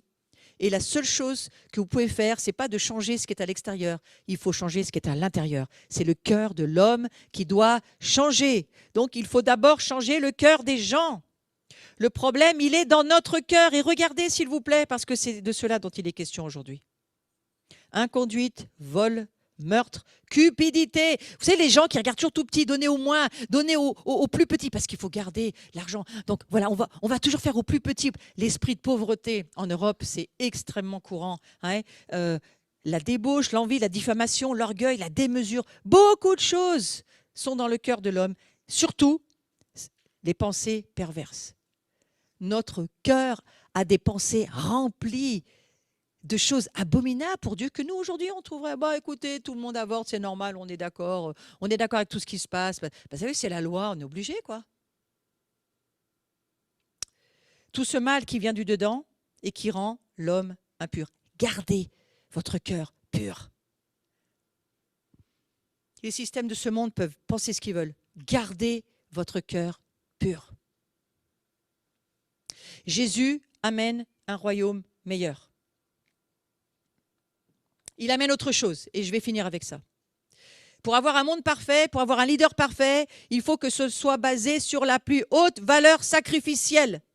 Le seul que nous voulons voir régner sur notre monde et sur notre cœur, c'est qui? Qui a donné sa vie en sacrifice? Mais quel est l'homme, Dieu parfait? C'est Jésus, c'est le seul. Il est le seul à avoir donné sa vie par amour pour chacun de nous. Et c'était un sacrifice énorme. C'était Dieu qui s'offrait. En offrant son Fils, il s'offre lui-même. Tous les gouvernements de ce monde finiront par se soumettre. Il y a une série de prophéties, depuis la dernière prophétie appelée la dernière trompette, le 7e chauffard. Et maintenant, nous nous tenons prêts pour le retour du Messie. Ouais. Et quand il fera que tous les royaumes de ce monde deviendront les royaumes de notre Seigneur, tous les royaumes, tous les systèmes politiques corrompus vont cesser un jour. Mais ce que Dieu nous demande, d'abord, c'est de rectifier notre cœur. Et c'est la seule chose qu'il nous demande. Apprends-nous à aimer, même nos ennemis. Priez pour vos ennemis. Bénissez vos ennemis. Bénissez-les. Regardez le nombre de conférences de repentance, de réconciliation qu'on a dû faire, nous en tant que même chrétiens, parce qu'on a commis des iniquités, des meurtres, des assassinats, des massacres au nom de Dieu. Au nom de Dieu. Combien dans notre histoire? Donc Dieu, il a ce plan, un plan parfait. Vous êtes écologiste, extraordinaire. Priez pour que le royaume de Dieu vienne parce que ça sera l'écologie parfaite. Hein. Si vous lisez la Bible, ça va être l'écologie parfaite. Ce royaume, il est là, il arrive, il va venir. Mais vous ne le trouverez pas présentément maintenant. Ouais. Il faut attendre que le cœur des hommes change et que Jésus, le Messie, revienne s'asseoir avec sa Jérusalem céleste qui devient terrestre. Les deux sont unis et là, nous allons avoir une nature parfaite. Parce que Dieu, dans sa parole, il dit des choses incroyables. Hein. Il n'y aura plus la guerre, il y aura plus, on fera des glaives, des oyaux et des lances, des serpes. Une nation ne tirera plus l'épée contre une autre. C'est Ésaïe qui voit. Il voit ce royaume qui arrive, Ésaïe. Et il dit, vous savez, il y a un royaume qui vient. Mais pour le moment, ce n'est pas ce royaume-là dont il est question. Là, c'est le royaume de ce monde. Le prince de ce monde, c'est Satan. Et lui, il tient encore des choses dans sa main. Mais il ne peut plus tenir les cœurs qui décident de suivre Dieu. Il ne peut plus les tenir. Donc, il faut travailler à changer le cœur des gens. Le problème, il est dans notre cœur. Et voilà ce dans quoi j'aimerais aller. J'ai passé pas mal de choses, mais je vais aller maintenant sur terminer avec ça. Oh, nous allons terminer avec ça. C'est magnifique. Il faut produire du fruit de la repentance. J'en ai un petit peu parlé ce matin, mais là, je voulais l'illustrer. Eh bien, vous voyez, la repentance, ça produit plein de fruits. On a vu ce matin hein, la nouvelle naissance, la vie de l'esprit, tous les fruits de l'esprit, les saveurs formidables. Alors, j'aurais pu mettre des parfums aussi, hein, mais bon, là, on parlait de fruits, alors j'ai été dans les fruits. Et est-ce que vous êtes prêts pour produire du fruit? Eh bien, si on est prêt pour produire du fruit et de faire ce beau plateau de fruits au Seigneur, et oui, ce n'est pas une compote, hein, ce n'est pas tout mélangé. Hein. Les compotes, des fois, tu ne retrouves plus. Tu dis, mais où est la banane, où est l'orange? La banane, elle bouffe tout, on ne sent plus le goût d'autre chose. Là, non, chacun a sa saveur. Et c'est ce que le Seigneur va faire. Ça, c'est l'anti-Babylone. Ce n'est pas la compote tout mélangée. Hein. Ouais. Alors, il faut être prêt pour produire du fruit pour le royaume. Et ça, c'était le premier événement innovant de la Nouvelle Alliance. Oh, comme j'aime cette photo. Jésus s'immergera lui aussi dans un baptême de repentance qu'il n'a pas besoin de vivre. Mais il s'immerge pour nous dire, mais immergez-vous dans votre propre mort. Mourrez à ce monde et à tout ce qui vous fait croire. Et laissez-moi, en mourant avec moi, revenez à la vie, ressusciter avec moi. C'est ça qu'il dit Jésus. Et c'est ce premier grand événement innovant dont parlait Jean-Baptiste, justement. Jean-Baptiste, il annonce pas seulement la mort et on reste sous l'eau et on meurt. Non, il dit, il faut sortir de l'eau. Il faut sortir de la Babylone. Il faut sortir du système de ce monde. Et il faut nous laisser emmener par l'Esprit de Dieu. C'est pourquoi le baptême d'eau, c'est bien, mais il faut le baptême de l'Esprit. Hein. Et emmener tous les deux baptêmes vont nous amener dans une vie nouvelle avec d'autres perspectives, d'autres plans, d'autres buts et que Dieu nous fait voir de façon à ce que nous traversions dans ces temps. Mais souvenez-vous, Dieu veut juste changer des cœurs pour le moment. Ouais. Donc il faut se préparer et le but, c'est la repentance. Ouais. Mais il est où ce royaume des cieux? Il y a plein de gens qui posent la question. Où est-ce qu'il est ce royaume? Eh bien, il est entre le chemin de la repentance pour se préparer pour lui. C'est pour ça que j'ai mis préparez-vous, passez par ce chemin, vivez dans la repentance, parce que le but, c'est d'être prêt pour le royaume. Et pour le moment, on est prêt à quoi? Eh bien, on est prêt à obéir à ce que Dieu va nous dire, comme pour Abraham. Quand Dieu va nous parler, on va le faire. On va obéir, même si ce n'est pas raisonnable, même si on ne comprend pas, si on est sûr que c'est Dieu, on va y aller, on va faire comme Abraham, on fait nos bagages et on va faire ce que Dieu nous dit. Ouais. Et c'est cela, je crois, qu'il faut bien voir. La repentance, c'est être prêt. Ouais. Jean-Baptiste, il dit, mais soyez prêts, préparez-vous. Alors, ça fait quand même 2000 et quelques années qu'il nous dit d'être prêt. Hein. Vous voyez, je crois que l'épouse, elle se prépare quand même. Hein. Qu'il y en a une qui se prépare.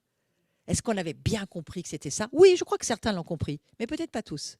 C'est pour ça que ce matin, je me dis, Et cet après-midi, je me dis, eh bien voilà, remettons bien la repentance. Le but de la repentance, c'est Jean, il n'a pas fait en sorte que les hommes soient « Oh, mais vivez dans la désolation, dans la pitié de vous-même, frappez-vous, repentez-vous jusqu'à ce que Jésus revienne. » Mais non, c'est pas ça qu'il dit Jean-Baptiste.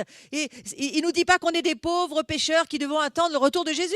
Il dit « Non, le royaume c'est maintenant. Vous pouvez prendre votre autorité, votre responsabilité, votre mandat maintenant. Vous pouvez commencer à le vivre parce que vous pouvez commencer déjà à faire venir un peu du royaume là où vous êtes, là où vous vivez. Donc soyez prêts, labourez le sol de votre cœur parce que vous allez pouvoir produire déjà du fruit. La véritable repentance, c'est de labourer le sol de notre cœur pour que la justice de Dieu et ses directives puissent y être plantées. Dieu ne peut pas planter dans un mauvais champ. Vous l'avez vu, vous l'avez tous lu, la parabole du champ et des semences. Donc attention, notre cœur, il faut qu'il soit prêt parce que voilà, il va y avoir des semences et il y a déjà des fruits chez certaines personnes qui sont en train de se manifester. Eh bien que ton cœur désire lui aussi en manifester. C'est un aspect vital de la maturité spirituelle. Si vous voulez savoir vraiment qui vous êtes, venez me rencontrer sur le site www.abri-vcs.com. Venez me rencontrer sur ma chaîne YouTube. Venez écouter les enseignements de qui vous êtes en Jésus-Christ et de qui vous n'êtes pas. Et vous allez voir que vous allez produire du fruit. Moi, c'est mon appel d'aider le peuple de Dieu à saisir ce que la parole de Dieu nous dit. La repentance, c'est pour être prêt. La repentance, c'est pour labourer notre vie, notre cœur. C'est pour que Dieu puisse encore y mettre encore d'autres semences pour produire encore plus de fruits. Parce que Jésus a dit, si tu n'as rien à lui offrir, si l'arbre, il n'a pas de fruits, la coupe, elle va être là et elle va être assez franche. Donc, nous, on ne va pas faire partie de ça. Le commandement de Jean envers les Juifs, c'était produisez du fruit digne de la repentance. Ça veut dire qu'il faut réaliser votre repentance n'est pas terminée tant que vous ne produisez pas de fruits. Et quand vous commencez à en produire, il faut continuer encore à vous repentir pour en produire plus. Continuez à vous repentir de votre égoïsme jusqu'à ce que l'amour vous prenne, qu'il n'y ait plus de paroles qui vous barrent et fassent obstacle à ce que le fruit de vos paroles mûrisse et amène un fruit digne de la repentance. La même chose pour ce que vos yeux voient. Donc je prie aujourd'hui pour que votre bouche, vos yeux, vos oreilles, votre être puisse produire du fruit de la repentance et que, si vous en produisiez déjà, vous en produisiez beaucoup plus cette année 5781 ou cette année 2021, que vraiment la production pour le royaume soit de plus en plus là. Ne vous arrêtez pas de pleurer sur vos impuretés avant que vous ne soyez purs. Ne vous arrêtez pas de prier sur vos addictions jusqu'à ce que vous ne les ayez plus. Produisez du fruit digne de la repentance. C'est ce que Dieu attend. Il voulait que les hommes continuent de se repentir jusqu'à ce que le fruit de la repentance se manifeste. Et si vous voulez devenir saint, vous continuerez de vous repentir jusqu'à ce que vous soyez saint.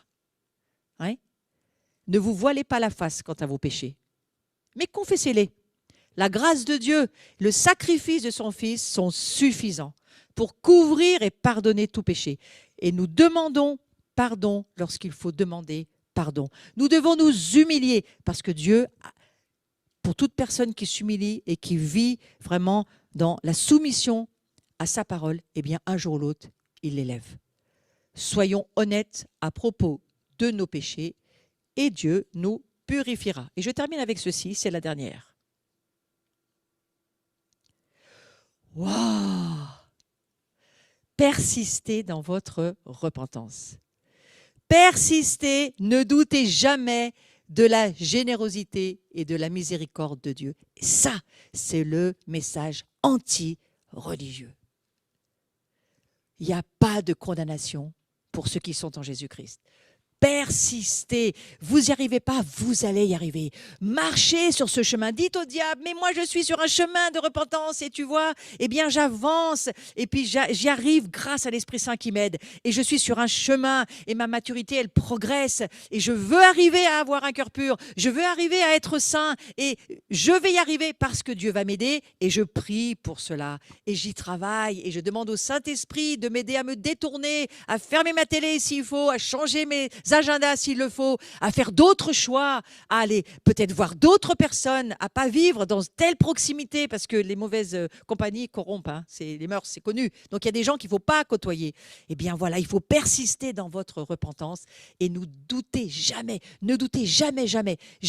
de la bonté et de la miséricorde de Dieu. Si Dieu nous demande de pardonner inconditionnellement à ceux qui pêchent contre nous, sachez qu'il n'en existe pas davantage, il n'en exige pas davantage de nous. S'il nous dit pardonne inconditionnellement à tous ceux qui t'ont fait du mal, et je voudrais mettre votre cœur face à cela pour finir. Dieu nous dit pardonne inconditionnellement. C'est-à-dire, il n'y a pas de condition.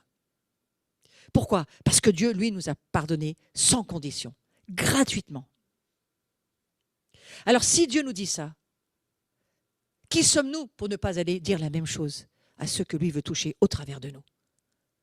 Donc, que tout obstacle aujourd'hui soit enlevé d'amertume, de haine, de ressentiment.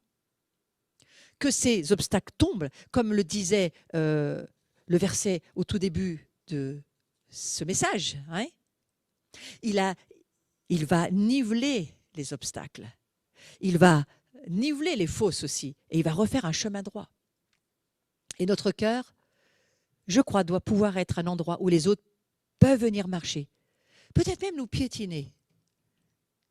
Et que ça nous arrange très bien. Parce qu'on sera content qu'il soit avec nous dans notre cœur. Ouais. On n'aura plus mal que les autres viennent nous envahir. C'était quand même ça le cœur de Jésus.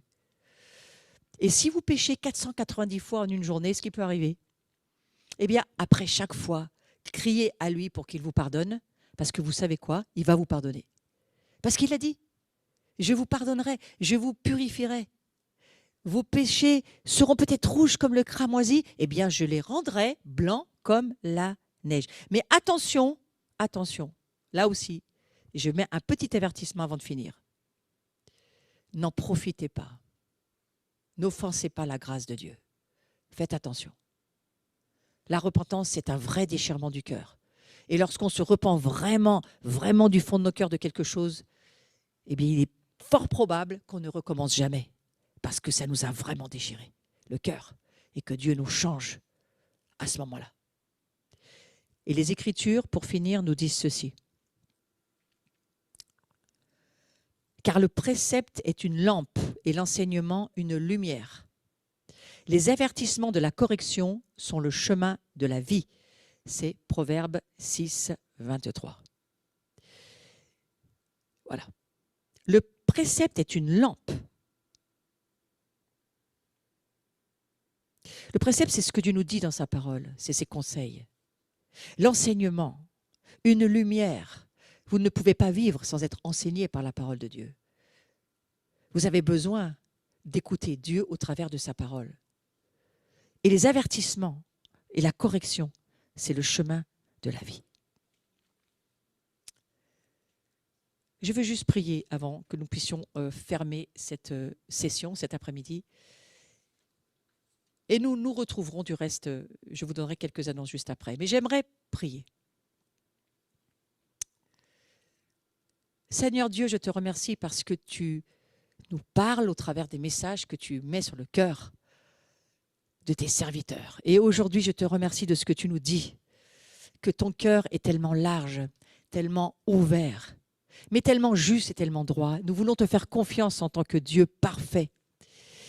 Et je te remercie de ce que tu nous réencourages à persister sur ce chemin de la sanctification, à persister sur ce chemin, à te suivre, à te faire confiance, à savoir que c'est toi qui nous dirige, c'est toi qui nous conduis par le Saint-Esprit.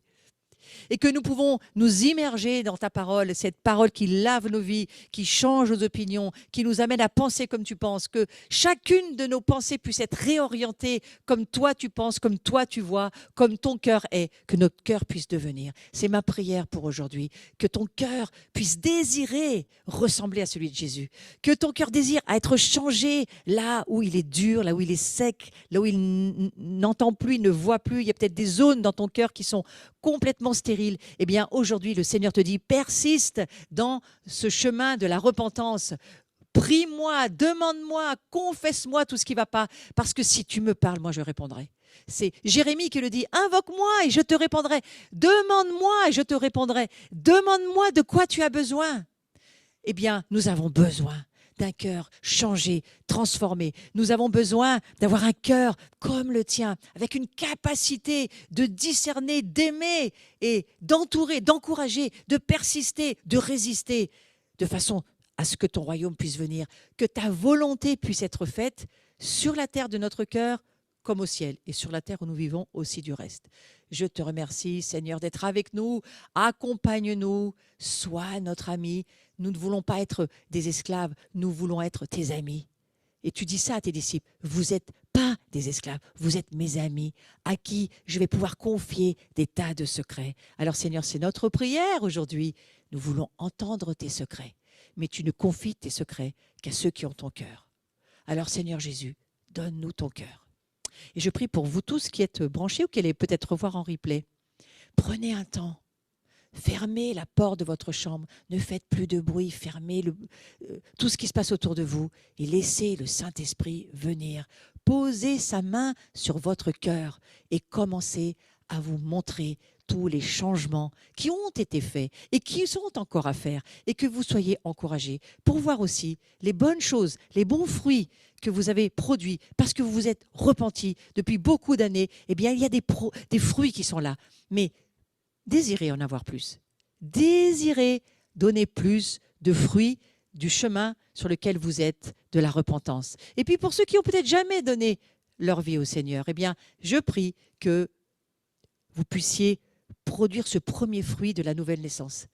Cette semence incorruptible, donnez l'occasion à Dieu de le planter dans votre cœur et que votre cœur puisse recommencer à battre et à rencontrer le Seigneur, le Dieu, le Maître, le Sauveur de votre vie. Et si vous ne lui avez jamais dit, eh bien, donnez-lui tous vos péchés. Faites-lui confiance. Dites-lui, je t'aime, Dieu, je ne te connais pas, mais je crois que j'ai des péchés et que tu peux les pardonner. Et il viendra, il vient et il change votre cœur. Amen. Merci Seigneur, en tous les cas, pour cet après-midi que nous avons passé ensemble. Et je vais terminer avec une petite annonce pour dire que la prochaine journée que je referai comme aujourd'hui se fera le 27 février. Donc si vous voulez vous mettre à vos agendas, réservez cette journée du 27 février. Et il n'y aura pas d'autre annonce ce soir que nous allons mettre une petite vignette aussi sur la fin de cette session. Et puis pour tous ceux qui voulaient bénir cette journée, nous vous remercions. Vous pouvez nous amener une offrande de votre cœur. Si vous avez été béni par cet enseignement, eh bien voilà, vous pouvez nous remercier par un don, une offrande. Vous pouvez la faire directement sur le site. Vous pouvez la faire peut-être sur le chat. Je ne sais pas s'il va y avoir un lien de possibilité de donner. Hein, et on va vous laisser le temps d'avoir ce lien sur le chat et vous allez directement, voilà, vous avez sur la vignette les possibilités qui s'annoncent à vous. Vous avez un code aussi qui est possible d'utiliser. On vous laisse le temps de le faire. Et nous vous remercions en tous les cas pour avoir été avec nous et que le fruit demeure. Merci beaucoup. Merci à tous ceux qui avaient été là avec moi aujourd'hui en présentiel et soyez bénis.